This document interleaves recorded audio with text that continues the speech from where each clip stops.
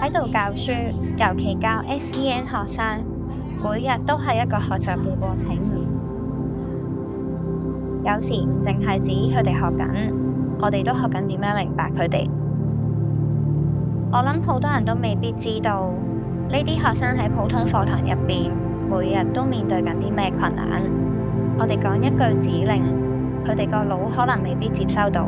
有啲同學需要睇圖，有一啲更加需要每一步驟都要拆到好細，好有規律。如果唔係，佢哋會好迷茫，好不安。睇住學生嘅呢一啲困擾，有時候我哋都好無助。你會諗點樣先可以幫到佢哋學習？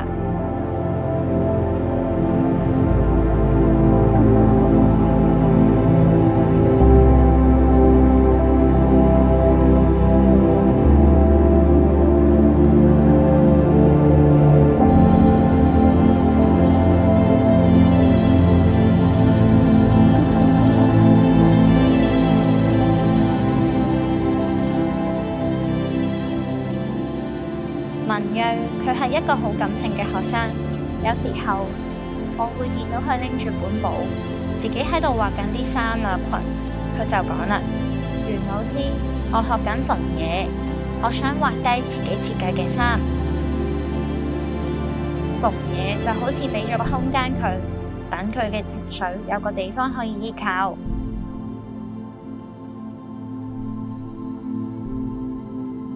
子朗佢係一個自閉症嘅學生，好容易就俾噪音觸發到佢情緒。但喺車房工作坊入邊，佢拎住鉸剪剪布，可以成個鐘坐定定，追住嗰塊布條線嚟剪。其實子朗唔係做唔到，只不過係未遇到一樣好啱佢嘅嘢俾佢發揮。其實佢可以展現出佢叻嘅地方。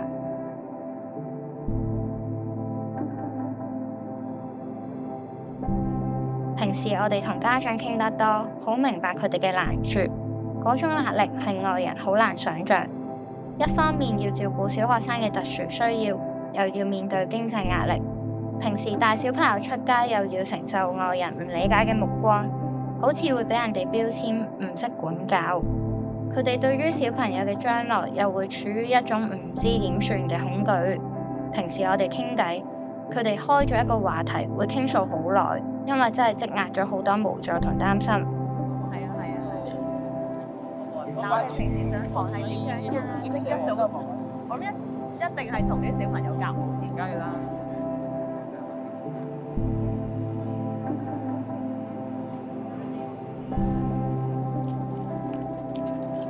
好多大家記得啦。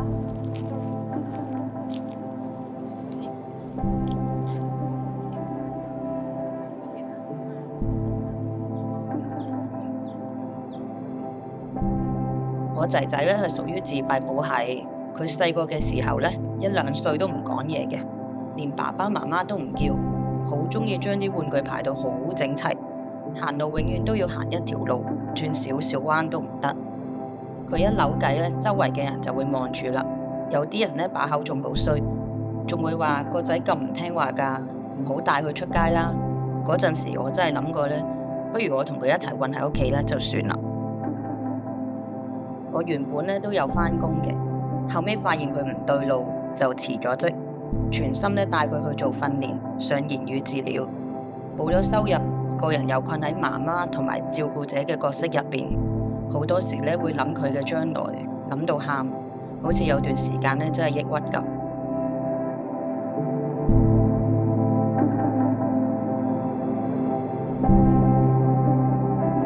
後嚟咧知道學校有同行默默縫呢個計劃，我本身咧對車嘢都有興趣，喺屋企咧就試過自己手縫，所以咧就報名去試下。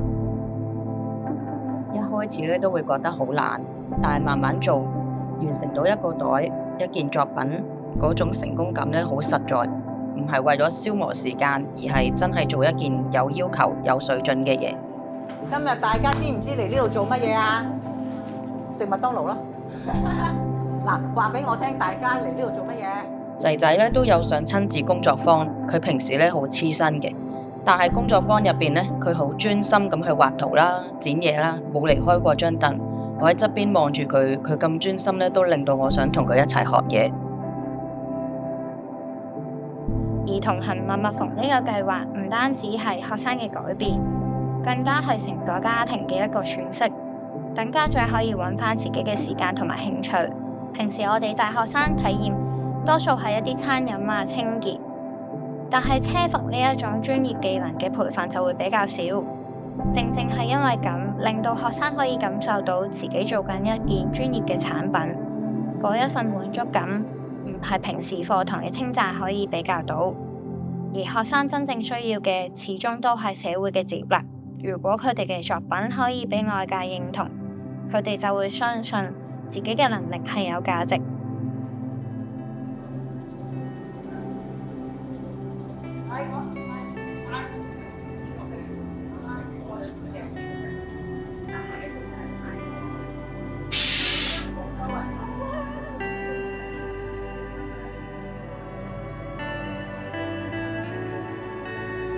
對我嚟講，同行默默縫做緊嘅遠遠超過一件實體嘅作品。